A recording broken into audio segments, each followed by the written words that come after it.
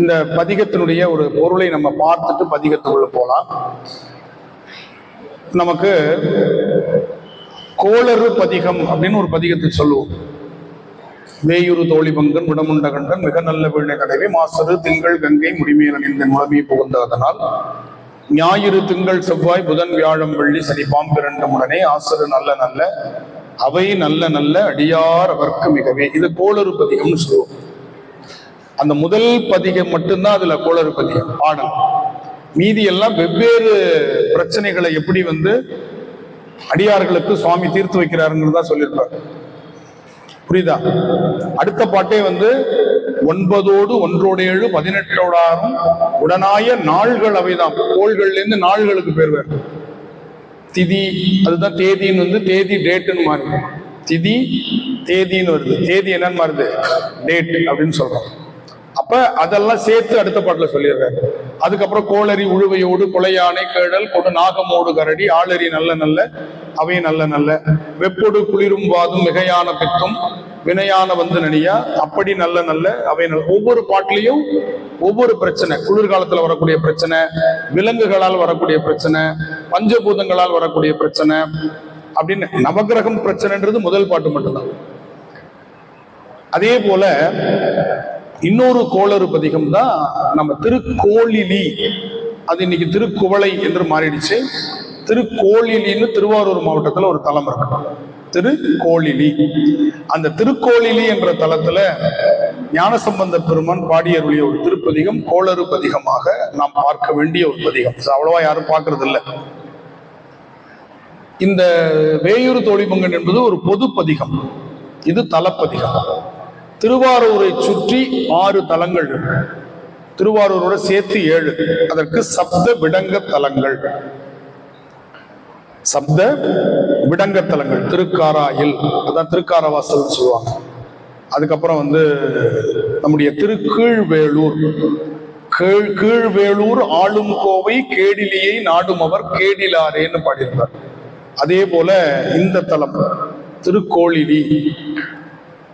இப்படி 7 தலங்கள், திருநாகை காரோணம், இப்படி 7 தலங்கள் நமக்கு சுற்றி, திருவாரூரை சுற்றி இருக்கக்கூடிய 7 தலங்கள் பெருமான் விடங்க தலங்களாக போற்றப்படக்கூடிய தலங்கள். ஒவ்வொரு தலத்திலையும் ஒவ்வொரு நடனம் ஆடுகிறார் பெருமான். சப்த விடங்க தலங்கள்.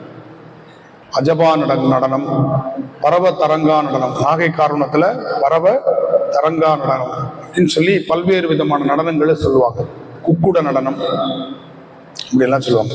அதுல திருக்கோளிலி என்ற தலத்துல மட்டும் இல்லை, இந்த 7 தலங்களையும் நவகிரகம் வரிசையா இருக்கும், நாயன்மார் மாதிரி. நீங்க போனீங்கன்னா பாருங்க, திருவாரூர்லயும் சதுரமா இருக்காது.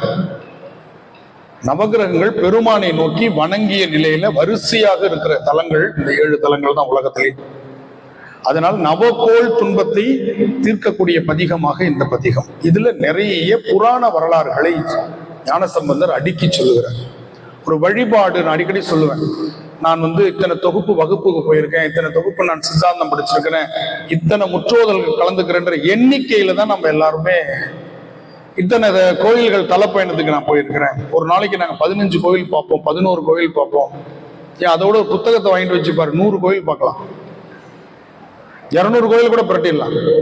புத்தகத்தை வாங்கி வச்சுக்கோங்க, தலங்கள் அப்படின்னு போட்டுருங்க. 205 சிவாலயங்கள் எந்திரன் படத்துல வர மாதிரி அப்படியே நீங்க எல்லாத்தையும் பார்த்துட்டு போயிடலாம். நம்ம எண்ணிக்கையை தான் திரும்ப திரும்ப சொல்லிக்கிட்டே இருக்கோம். ஒரு நாளைக்கு நாங்க இத்தனை தலங்கள் பார்த்தோம், வரிசையா எல்லா சுவாமி பேர் அம்பாள் பேர் சொல்ல சொல்லுங்க, அந்த தலத்துல யார் பாடினாங்கன்னு சொல்ல சொல்லுங்க, தலத்து தேவாரத்தை சொல்ல சொல்லுங்க. தெரியாது. கான்சென்ட்ரேஷன் நமக்கு எந்த தலத்தின் மீதும் இல்லை. இத்தனை தலங்கள் பார்த்திருக்கோம், எதுலையுமே நம்முடைய மனசு ஒன்றி பார்க்கல. ஒன்றி பார்த்திருந்தா வீணை வச்சிருந்த தட்சிணாமூர்த்தி எங்க இருந்தாரு, முயலகன் இல்லாத கோயில் தட்சிணாமூர்த்தி எங்க இருக்கிறாரு, கால் மாறி நடராஜர் ஆனது எந்த ஊர்ல, காலை தூக்கி ஆடின ஊர் எந்த ஊரு, இப்படின்னு ஒவ்வொன்றுத்துக்கும் நமக்கு நினைவுக்கு வரும். படமா வரைஞ்சு வச்சிருக்கிற ஊர் ஒண்ணு பார்த்தோமே, குற்றாலம், சித்திர சபை அப்படிங்கிறது அப்ப நினைப்புக்கு வரும் நமக்கு. ஆனா நமக்கு நினைப்புக்கு வரல, ஏன்னா நமக்கு ஒன்றித்தல் இல்லை. எல்லா தலங்களும் பார்த்திருப்போம், எதுவுமே ஆபத்துல இருக்க. சில பேர் பாத்தீங்கன்னா 270 தலங்கத்தையும் நான் முடிச்சுட்டேங்க, 2வது ரவுண்டு போயிட்டு இருக்கேன்னு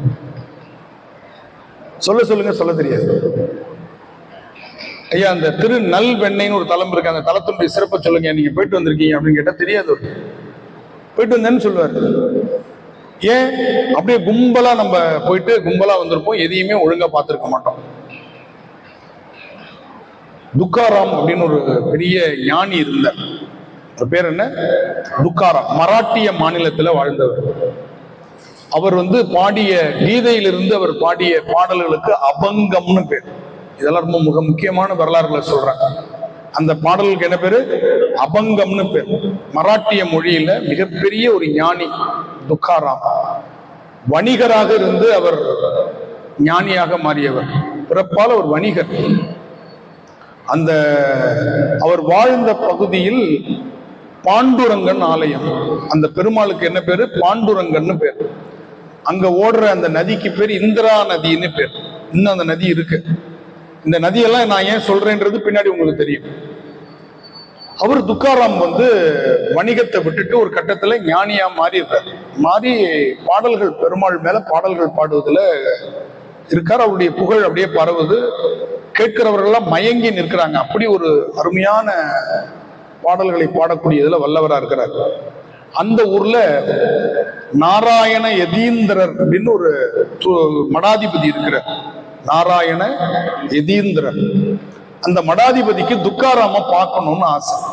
ஆனா மடாதிபதி அவர் போய் ஒரு சாதாரண மனுஷனை பார்க்கறது அந்த காலத்துல இருந்து இந்த காலத்து வரையும் அப்படித்தானே.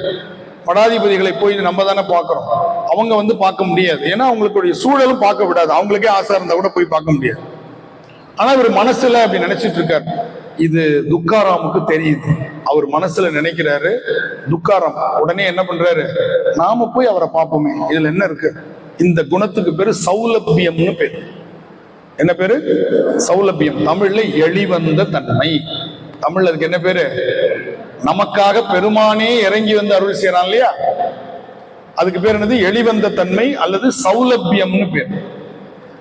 ஒரு தானே போய் பார்க்கலாம் அப்படின்னு முடிவு பண்ணி போறாரு. அன்னைக்கு மடத்துல குரு பூசை. பெரிய விநாயகருக்கு அவர் பூஜை பண்றாரு. மகாராஷ்டிரால விநாயகர் தானே. விநாயகருக்கு பூஜை மணிக்கணக்கா நடக்குது. இவர் உள்ள போனா உள்ள உடல. ஏன்னா இவர் துக்காராம தெரியல அவங்க யாருக்குமே. ஏன்னா இவர் என்ன பட்டு பீதாம்பரத்தோட காண்டசா கார்ல இறங்கியிருப்பார், BMW இறங்கினார். இல்ல, அவர் வாட்டு பரதேசியா நடந்து வந்தார். பரதேசினா இன்னைக்கு திட்ட வார்த்தையாக்கிட்டோம். பரதேசினா மிக உயர்ந்த வார்த்தை.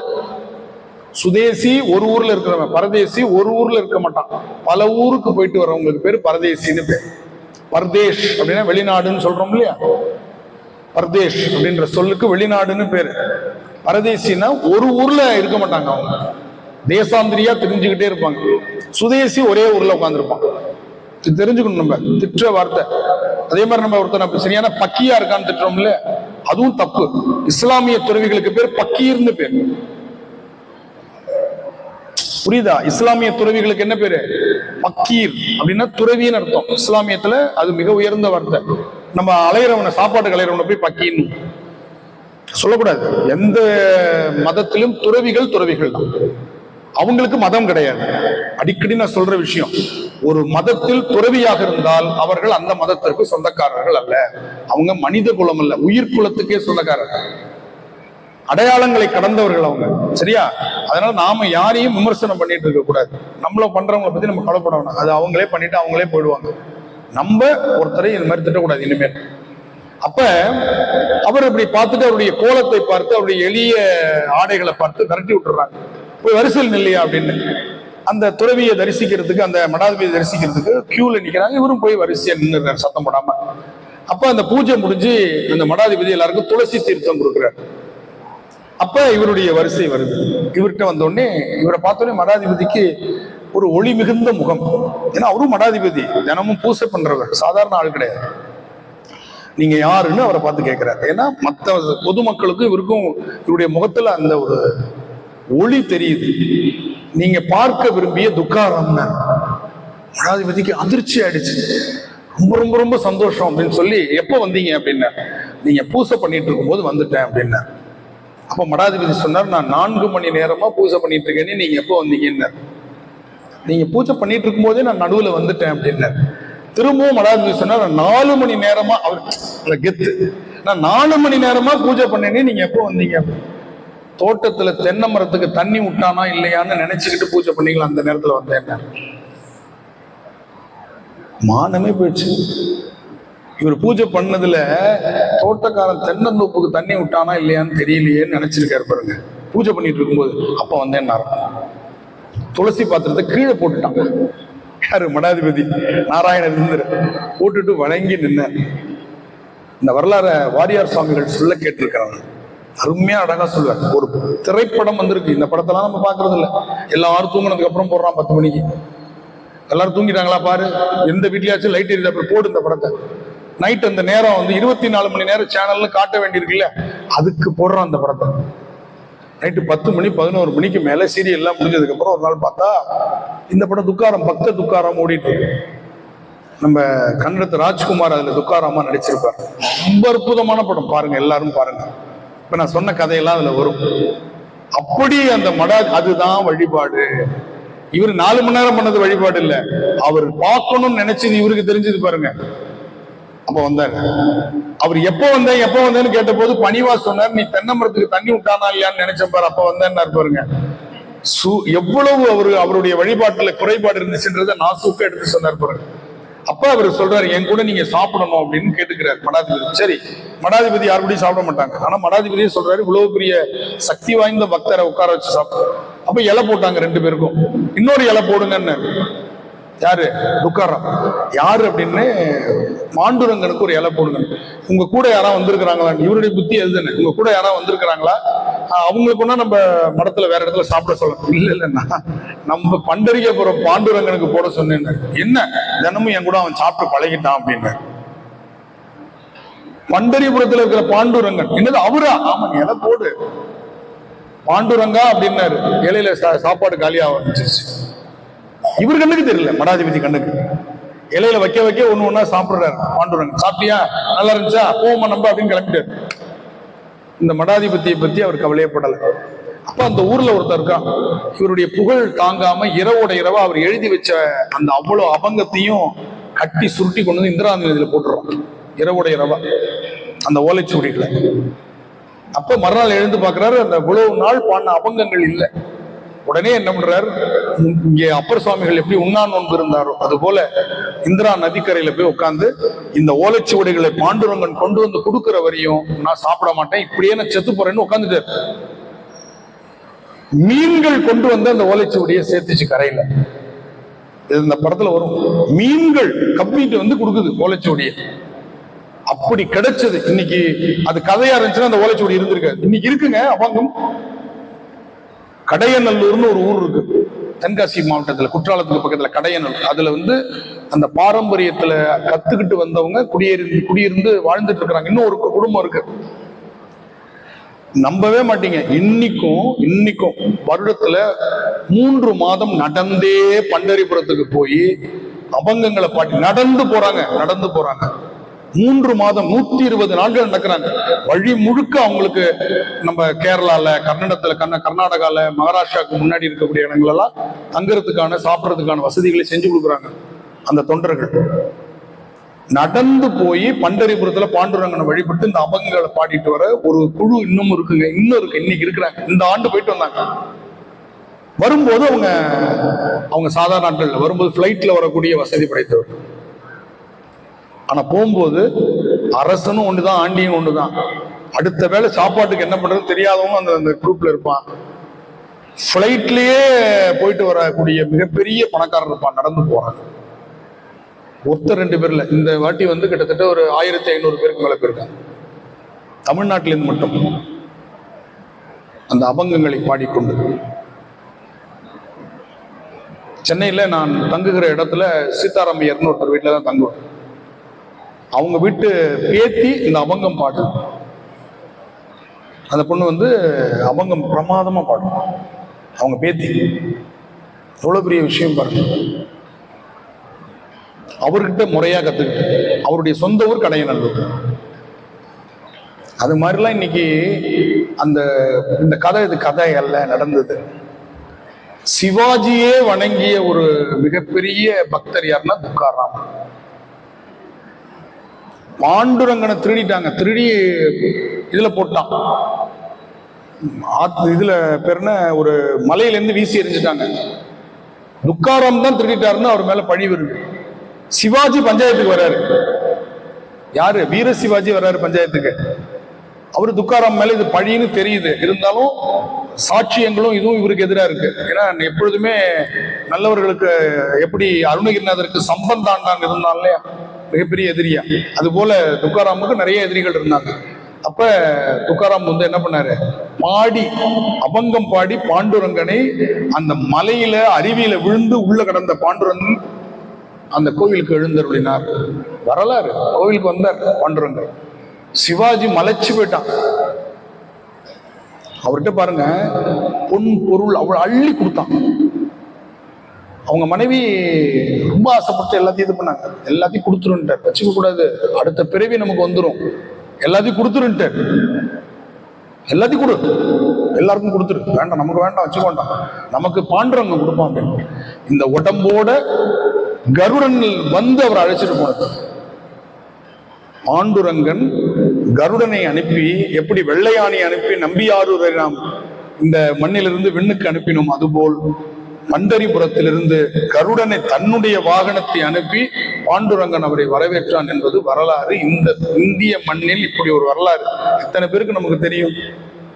அது படிக்காத, இதை படிக்காத, அது வேணாம் இது வேணாம்னு உட்காந்துட்டு இருக்கிறோம். இதெல்லாம் படிச்சாதானே தெரியும். பாண்டுரங்கன் வரலாறு நமக்கு வேண்டாமா? இதெல்லாம் பாட புத்தகத்தில் இல்லை, இதெல்லாம் இல்லை. எதோ வரலாறு இருக்கு. ராஜராஜ சோழனை பத்தி வரலாறு காணும், தாஜ்மஹாலை பத்தி வரலாறு இருக்கு. தெரிஞ்சுட்டு என்ன பண்ண போறோம் இல்லையா? இதெல்லாம் நம்ம கவனிக்கணும். சரி, அப்படி ஒரு அருமையான ஒரு பதிகம். இந்த கதை இன்னைக்கு நீங்க தெரிஞ்சுக்கிட்டீங்க. இதை குழந்தைங்களுக்கு சொல்லி வளர்க்கணும். சரியா? ரைட். இதுல சொல்றாரு, நாளைக்கு போகலாம் அப்படின்னு எதையுமே தள்ளி போடாது. இன்னைக்கு உனக்கு வாய்ப்பு இருக்குதா? இன்னைக்கு உனக்கு வாய்ப்பு இருக்கா? போயிட்டு வந்துரு. கோணியம்மனை பார்க்கணுமா, பார்த்துட்டு வந்துரு. பேரூர் பட்டீஸ்வரர் பார்க்கணுமா, பார்த்துட்டு. நாளைக்கு போலான்னு நினைக்காத அப்படின்னு ஞானசம்பந்தர் சொன்னார். ஏன் சொன்னார் அப்படின்னா, அவருடைய பாட்டனார் திருவள்ளுவர் சொன்னார், நாளைங்கிறது உனக்கு இல்லாம கூட இருக்கலாம்டா. இந்த உலகத்துக்கு பெருமையே நேற்று இருந்தவன் இன்னைக்கு இல்லைங்கிறது தான். எது உலகத்துக்கு பெருமைன்னா 8 அதிசயங்களா இல்ல. தஞ்சை பெரிய கோவில் உலக அதிசயமா இல்ல. எது அதிசயம்னா நேற்று இருந்தவன் இன்னைக்கு இல்லைங்கிறது தான் உலகத்துக்கு அதிசயம். நெருநல், நெருநல்னா நேற்று. நெருநல் உளன் ஒருவன் இன்று இல்லை என்னும் பெருமை படைத்து உலகு. நேற்று இருந்தவன் இன்னைக்கு இல்லைங்கிற பெருமை இந்த உலகத்திற்கு என்று திருவள்ளுவர் சொன்னார். அது மாதிரி இந்த பாட்டுல சொல்றார், நாளாய போகாமே, நாளைக்கு போய்க்கலாம்னு நினைக்காம நஞ்சனியும் கண்டனுக்கு ஆளாய அன்பு செய்வோம். நாளைக்கு பூஜை செய்வோம், நாளைக்கு சிவபெருமானை வணங்கலாம், நாளைக்கு நாம வழிபாட்டை தொடங்கலாம். நாளைக்கு நல்ல நாளா இருக்குது, நாளைக்கு பௌர்ணமியா இருக்கு, கார்த்திகையா இருக்குது, நாளைக்கு நல்ல நாள், அப்படி சிவராத்திரி, மாத சிவராத்திரி அப்படின்னு நினைக்க. இன்னைக்கு நினைப்பு வந்துருச்சு இல்ல, இன்னைக்கு ஆரம்பிச்சிரு, நாளை பார்க்காதங்கிறார். நாளாய போகாமே நஞ்சு அணியும் கண்டன். யாரு? சிவபெருமானுக்கு ஆளாய அன்பு செய்யும், அவனுக்கு ஆளாக அன்பு செய்யும். மட நெஞ்சே, முட்டாள்தனமா நினைச்சிட்டு இருக்கிற நெஞ்சே கேளாய், அவன் நாமத்தை கேள், நம் கிளை கிளைக்கும். உனக்கு மட்டும் இல்ல, உன் குடும்பம் மட்டும் இல்ல, உன் பரம்பரைக்கே நல்லதுங்கிற. கிளை கிளைக்கும், ஒரு பெரிய பரம்பரை உருவாகும் உன்னால். நீ கேட்டீன்னா ஆளாய அன்பு செய்வோம், மடநெஞ்சே அரண் நாமம் கேளாய், நம் கிளை கிளைக்கும். கேடு படா திறம் அருளி. நமக்கு வர்ற எல்லாமே கேடு இல்லாததா வரும். கோளாய நீக்கும் அவன் கோளிலியும் பெருமான். கோள்களால் வரக்கூடிய கேடுகளை நீக்கக்கூடியவன் யாரு? இந்த கோளிலியும் பெருமான். இது பொது தகவல். அடுத்து யார் யாருக்கெல்லாம் அந்த மாதிரி சுவாமி நீக்கி இருக்காங்கிறத வரிசையா சொல்லிட்டு வர்றாருங்க. அடுத்த பாட்டு பாருங்களேன். ஆடரவத்து அழகாமை அணிகேழல் கொம்பார்த்த. சுவாமி என்னெல்லாம் போட்டிருக்காரு? பன்றியின் கொம்பு போட்டிருக்காரு, ஆமை. இதெல்லாம் தாருகாவனத்து முனிவர்கள் சிவபெருமான் மீது ஏவினார்கள். நம்ம ஸ்தல பயணத்துல பார்த்தோம் இல்லையா, தாருகாவனத்து முனிவர்கள் புலி, மான், மழு, யானை இதெல்லாம் ஏவனாங்கன்னு பார்த்தோம் இல்லையா. அது மாதிரி ஒன்றுதான் இந்த ஆமை, பன்றி, பாம்பு எல்லாத்தையும் சிவபெருமானதெல்லாம் அணிகலன்களாக அணிந்து கொண்டார். அதுதான் ஆடரவத்து அழகாமை. அணி கேழல்னா பன்றி. கொம்பார்த்த தோடரவத்து ஒரு காதல். ஒரு காதல தோடுடையவன், இன்னொரு காதல மகர குண்டலம். தோடுருவ ஒரு காதன் துணை மலர் நற்சேவடிக்கு அந்த பெருமானுடைய திருவடிக்கு அழகான மலர்களை நாம் வழிபாடு செய்தால் பாடரவத்து இசை பயின்றெழுவார் தம் மனத்தில் கோடரவம் நீக்கும் அவன். இந்த கோணல்னு சொல்றோம் இல்லையா, அடிக்கடி நம்ம இவர் சொல்லுவார், ஏன் உன் வண்டி கோணிட்டு போகுதுன்னு நீ யோசிச்சுப்பாரு, ஏன் உன் வண்டி மட்டும் கோணல் மணலா போகுதுன்னு யோசி அப்படின்னு சொல்லுவார் நம்ம வெங்கடேஸ்வரர். அது மாதிரி மனசுல இருக்க அந்த கோணலை நீக்குவான்னு சொல்றாரு. எவ்வளவு அழகான வார்த்தை பாருங்க. கோடு அரவத்து கோடரவம் நீக்கும் அவன். கோட்டம் அப்படின்னு சொல்லுக்கு வளைவு என்று பொருள். கோட்டம்னு சொல்றோம் இல்லையா, அப்படின்னா ஒரு ஏரியா. இந்த ஏரியா அதுக்குள்ள இருக்கிறதுக்கு பேர் கோட்டம்னு பேர். அந்த காலத்துல வண்டியினுடைய வீல் கோட்டம் விழுந்துருச்சுன்னு சொல்லுவாங்க. கீழே விழுந்துருச்சுன்னா சைக்கிள் அந்த வீல் லைட்டா வளைச்சுக்கும், அதுக்கு பேர் கோட்டம்னு பேர். பெண்ட் எடுக்கிறது நம்ம இங்கிலீஷ்ல சொல்ல ஆரம்பிச்சிட்டோம், அதுக்கு பேர் கோட்டம் எடுக்கிறதுன்னு பேர். இந்த வார்த்தை உங்களுக்கு எல்லாம் தெரிஞ்சிருக்கும், புதியவர்களுக்கு யாருக்கும் தெரியாது இல்லையா கோட்டம். இன்னொன்னு பாருங்க, ஞானசம்பந்தருடைய தேவாரத்துல வர அப்பர் சுவாமிக்கு வருது பாருங்க, கோவிலுக்கு அருங்கலம் கோட்டம் இல்லது. அரசனுக்கு வளைவே இருக்கக்கூடாது, அவன் எல்லாருக்கும் ஒரே மாதிரிதான் இருக்கணும். இவனுக்கு அவனுக்கு நம்ம என்ன பண்ணக்கூடாது, வளைஞ்சு கொடுக்க கூடாது. நீதி சொல்லும் பொழுது கோவிலுக்கு அருங்கலம் கோட்டம் இல்லதுன்னு, அதே மாதிரி நம்ம மனசுல அந்த பார்ஷியாலிட்டின்னு சொல்லக்கூடிய ஒருத்தரை தகுதி பார்த்து அவர்களை மதிக்கின்ற தன்மை இருந்துச்சுன்னா அதை நீக்கிடுவான். புரியுதா? எவ்வளவு அழகா சொல்ற, கோடரமும் நீக்கும் அவன் கோழிலியும் பெருமானே. உன் மனசுல இருக்கிற கோணல் மாணல்களை நீக்கிடுவான். அடுத்து சொன்னார் பாருங்க, ஒவ்வொரு உதாரணம் நல்ல அருமையான வாசனை மிக்க பூக்களால நல்ல மந்திரங்களை சொல்லி வழிபட்டான். ஒன்றி வழிபாடு செயல் உற்றவன் யாரு? மார்கண்டேய முனிவர் திருக்கடவுர்ல வழிபாடு செய்யறார். நல்ல அழகான பூவை போட்டு மந்திரங்களை சொல்லி ரிக்வேதம், ஏன்னா அவரு வேத பிராமண வகுப்புல பிறந்தவர், அதனால ரிக்வேதம் சொல்லி இறைவனை வழிபாடு செய்யறார். செய்யும் பொழுது அவருடைய ஆயுட்காலம் முடிஞ்சு போச்சு, 16 வயசு முடியுது. யமன் வந்தான், பாசக்கயிறை சிவபெருமான் மீதும் சேர்த்து போட்டான். உடனே அவனுக்கு ஒரு உத விட்டார் இல்லையா, அதை செய்யறார். நன்று நகு நாள் மலரால். நாள் மலர் என்றால் ஃப்ரெஷ்ஷா அன்னன்னைக்கு பூக்குற பூ, ஃப்ரிட்ஜில் வச்சு எடுத்து சாமிக்கு போடுற பூ இல்ல. கிடைக்கும் போது வாங்கி ஒரு பையில போட்டு ஃப்ரிட்ஜில் வச்சிருவோம் பாருங்க, வச்சு 10 நாள் அந்த பூ இல்ல, நாள் மலர். நன்று நகு நாள் மலரால் நல் இருக்கு மந்திரங்கொண்டு ஒன்றி வழிபாடு. எப்படி செய்தாம வழிபாடு? ஒன்றி வழிபாடு செயல் உற்றவன் ஓங்கு உயிர் மேல் கன்றி வரு காலன். கருகருன்னு வந்த யமன் உயிர் கண்டவனுக்கு அன்று அளித்தான். அந்த அவனை தண்டித்து இவனுக்கு உயிரை கொடுத்தான். யாரு? ஒன்றை மலர் பொன் திகழும் கோழிலியும் பெருமான். அவனுக்கு கோச்சாரம் என்று சொல்லக்கூடிய கோள் சாரம் விதிப்படி ஜாதகப்படி அன்னைக்கு முடிஞ்சு போகுது, அதையே பெருமான் நீக்கினான்னு சொல்றாரு. அப்ப இதுதானே கோளறு பதிகம். புரியுதா? அடுத்த பாட்டு பாருங்க, சண்டிகேஸ்வரர் வரலாறு. வந்த மணலால் லிங்கம், தினமும் லிங்கம் செஞ்சு வழிபடுறான். அந்த லிங்கத்துக்கிட்ட அந்த மாடுகள் பாலை கறந்துட்டு போயிடுது. என்னடா அது தினமும் மாட்டுடைய பால் குறையுதே என்று அவங்க அப்பா விசார சர்மர் என்ன பண்றாரு, விசார சர்மர் இவருடைய பேரு, அவங்க அப்பா பாக்குற சண்டிகேஸ்வரர் அப்புறம் தான் அவருக்கு பேரு. பார்த்தா மண்ணுல பால் கறந்துட்டு இருக்கு. உடனே என்ன பண்றாரு, அந்த சிவலிங்கத்துக்கு அபிஷேகத்துக்கு வைத்திருந்த அந்த பால் கலையத்தை காலால எட்டி உதைக்கிறார். யாரு? சண்டிகேஸ்வரருடைய அப்பா. உடனே பக்கத்துல இருந்த ஒரு குச்சி எடுத்து அடிக்கிறாரு. அப்பான்னு பார்க்கல, தப்பு பண்ணது யாரா இருந்தாலும் தப்பு தான். அப்பாவா இருந்தானே யாரா இருந்தானே, அது என்னவா மாறிடுச்சான், குச்சி மழுவாக மாறி அவருடைய காலை வெட்டியதான். ஒரு காலை உதைச்ச காலை மட்டும் வெட்டல, இன்னொரு காலையும் வெட்டினாரா. ஏன்? இந்த கால் கிரிப்ல நின்றுட்டு தானே அந்த காலை தூக்குன, 2 காலையும் வெட்டினாராம், துணையா இருந்த காலையும். அவருக்கு சுவாமி என்ன கொடுத்தாரு? சண்டீசன் என்ற பதம் கொடுத்து தன்னுடைய நிதி அமைச்சராக அமைத்துக் கொண்டார் அப்படின்னு சொல்றாரு இந்த பாட்டுல. வந்த மணலால் லிங்கம் மண்ணிங்கிறது இந்த இடத்துல ஆரோட பேர். மண்ணியாற்றங்கரையில் தான் அவருடைய பிறந்த ஊர் இருக்கு. திரு ஆப்பாடின்னு பேருங்க. சண்டிகேஸ்வரர் முக்தி அடைந்த ஊருக்கு பேர் என்ன? திரு ஆப்பாடி. பிறந்த ஊர் திரு சேங்கனூர். ரெண்டும் எதிரெதிரா இருக்கும். வந்த மணலால் இலிங்கம் மண்ணியின் கண் பாலாட்டும் சிந்தை செய்வோன் தன் கருமம். அவனுடைய செயலை தேர்ந்து சிதைப்பான். சிதைக்கணும்னு வந்தவன் தந்தைதனை சாடுதல். அப்படி சிதைச்ச தந்தையை சாடுதல்னா என்னது? தண்டித்த சண்டீசன் என்று அருளி. அவனுக்கு என்ன கொடுத்தார்? சண்டீசன் என்ற பதவியை கொடுத்து கொந்தனவும் மலர் கொடுத்தான். தன் தலையில இருக்கிற பூவை எடுத்து சண்டீசருக்கு சூட்டினான். இந்த காட்சி கங்கை கொண்ட சோழபுரத்துக்கு போனீங்கன்னா அவ்வளவு அழகா இருக்கும். கீழே சண்டிகேஸ்வரர் இப்படி உட்கார்ந்துருப்பாரு, சுவாமி அம்பாளும் கம்பீரமா உட்கார்ந்துருப்பாங்க. 7 அடி உயரம் உட்கார்ந்து இருக்கிற திருமேனியே 7 அடி உயரம். கொன்றை மலர் எடுத்து அந்த சண்டீசனுடைய தலையில அழகா சுவாமி சுத்துறது மாதிரி ஒரு சிற்பம் இருக்குங்க. அது தஞ்சாவூர் பெரிய கோயில்ல கூட இல்லை, கங்கை கொண்ட சோழபுரத்துல இருக்கு. பார்க்கலாம், நீங்க நெட்ல பார்த்துட்டு அதை போய் பாருங்க. அடுத்தது, வஞ்சமனத்து 5 ஒடுக்கி.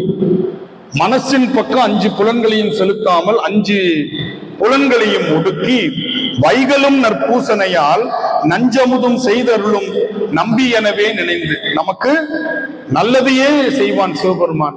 நஞ்சத்தை அவன் எடுத்துக்கொண்டு அமுதத்தை நமக்கு கொடுத்த சிவபெருமான் நமக்கே நல்லது செய்வான்னு ஒருத்தன் தவம் செஞ்சான். யாரு?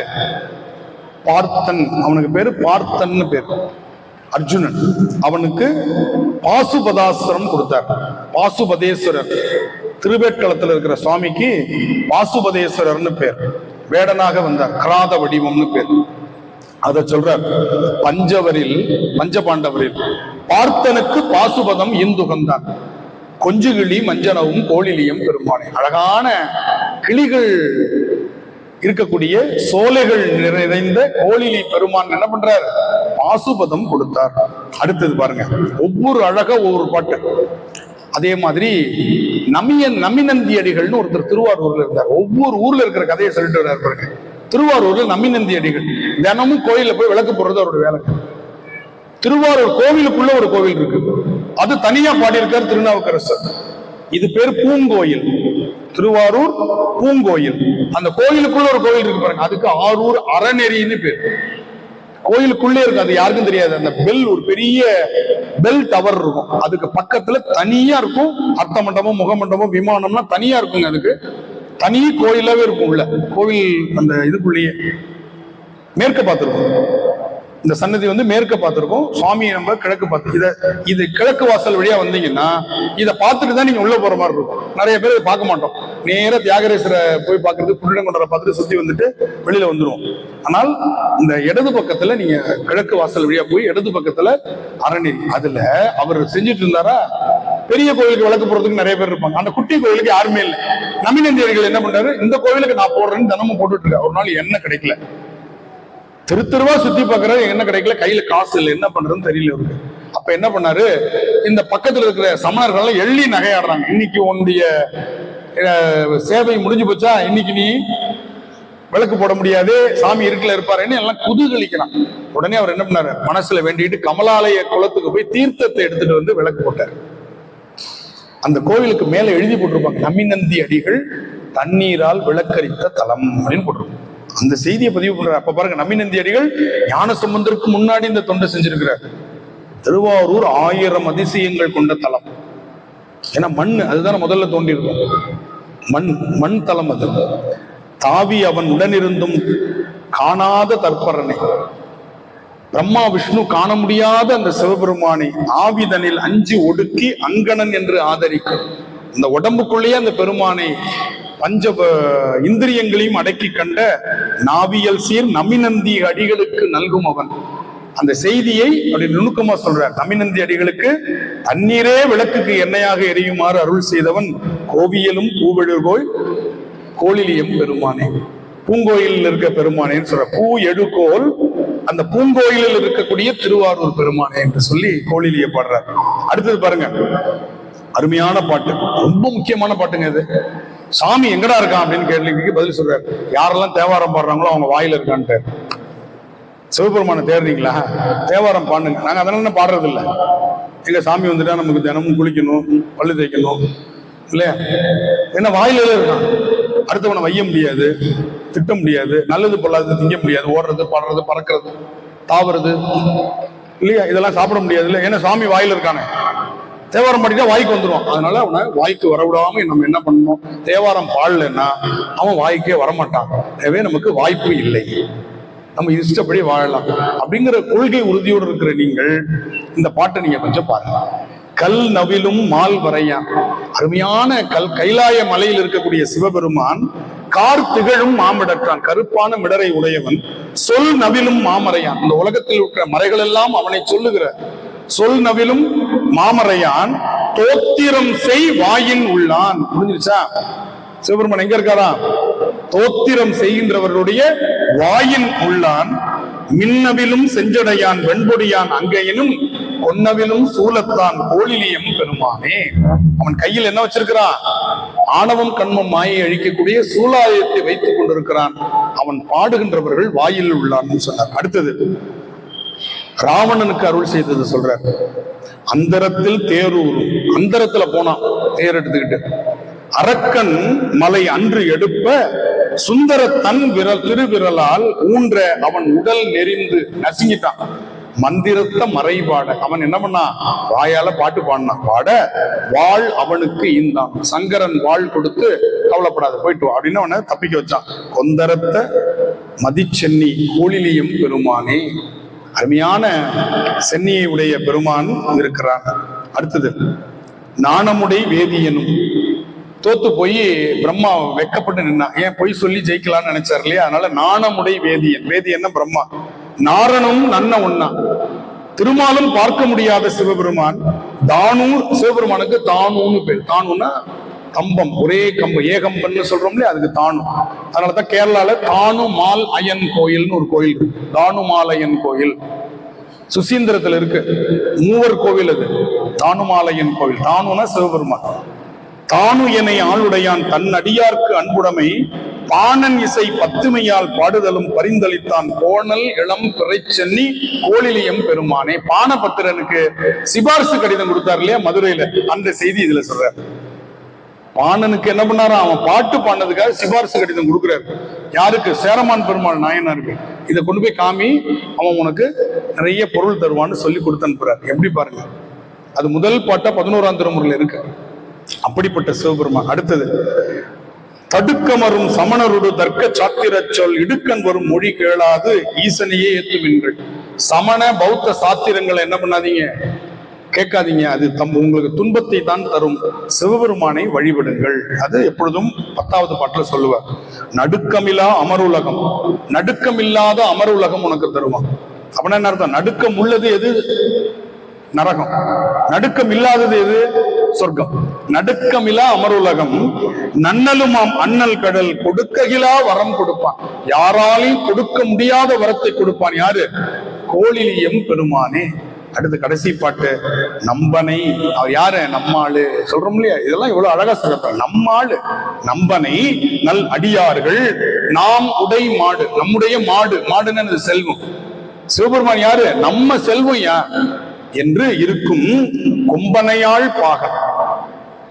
அம்பாளை ஒரு பாகமாக உடையவன் கோழிலியம் பெருமானை வம்பமரும் தன் பம்புன நல்ல வாசனை மிக்க மலர்களை உடைய குளிர்ச்சி பொருந்திய சீர்காழியில் பிறந்த திருஞான சம்பந்தன்ற வம்பமரும் தன்காழி சம்பந்தன் வன் தமிழ், வளமான தமிழ், வளமையான தமிழ் கொண்டு இன்பமர வல்லார்கள். இந்த பாட்டை பாடி மகிழ்ச்சியா சாமியை கும்பிடணும். சாமி கும்பிடும்போது அழுது வடிஞ்சிட்டு கும்பிடக்கூடாது.